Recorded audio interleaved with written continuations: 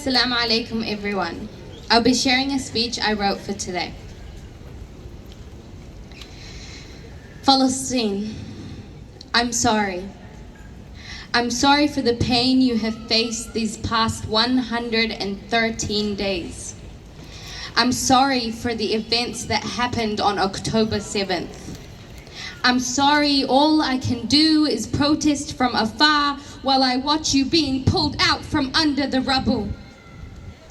I'm sorry for the homes bombed to dust, for the bonds broken, for the shattered trust. I'm most sorry for the lives we've lost. I'm sorry to the thousands of children gone too soon,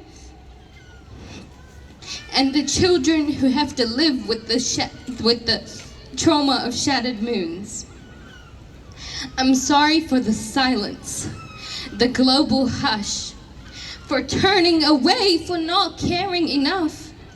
I'm sorry the world has failed to unite, for not standing against this unjust fight.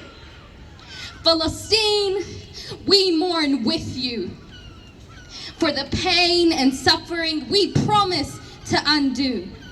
I'm sorry for the prayers that seem unheard, for the voices silenced, for every unspoken word.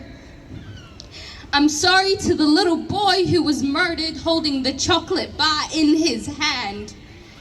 Innocence lost, dreams crushed in a place called stolen land.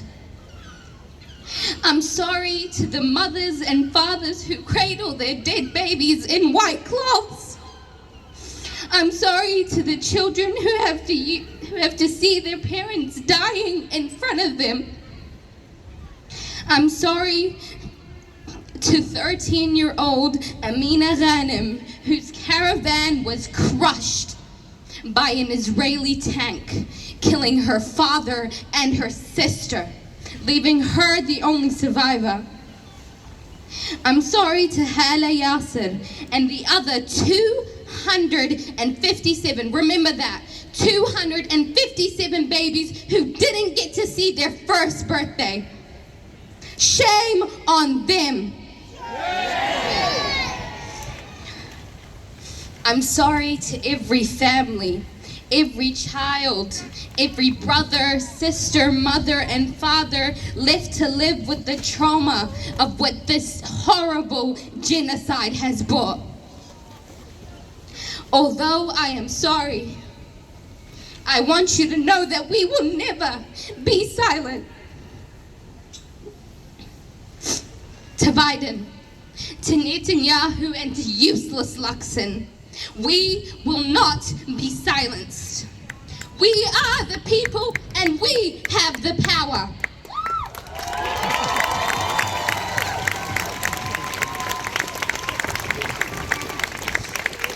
You will see and you will hurt from our boycotts. Our people of Palestine will be liberated.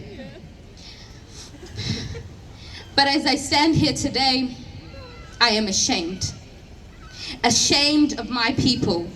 Ashamed of the so-called Arabs who have stayed silent.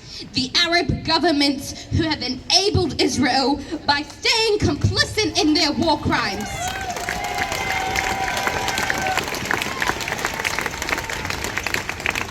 It shocks me to see Arabs around me forgetting about the issues, silencing their voices, no longer coming to the rallies.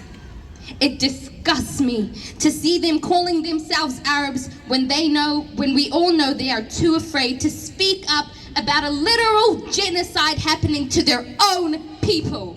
I'm sorry, the Arab nations have failed you, Palestine.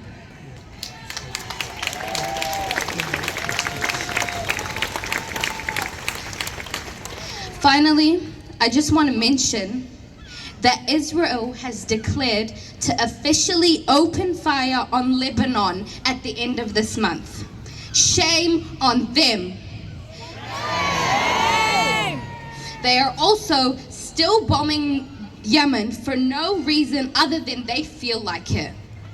And we are not okay with our New Zealand government sending over defense forces to go and fight with the IDF as if they are not already the strongest military in the world.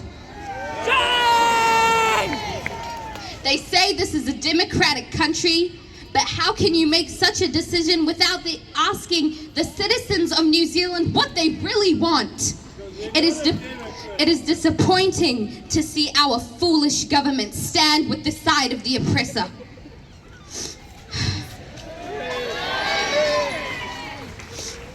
America, UK, New Zealand, and Australia, and every other country supporting Israel. Keep your bloody hands off Yemen. Keep your hands off Syria. Keep your hands off Lebanon. And keep your hands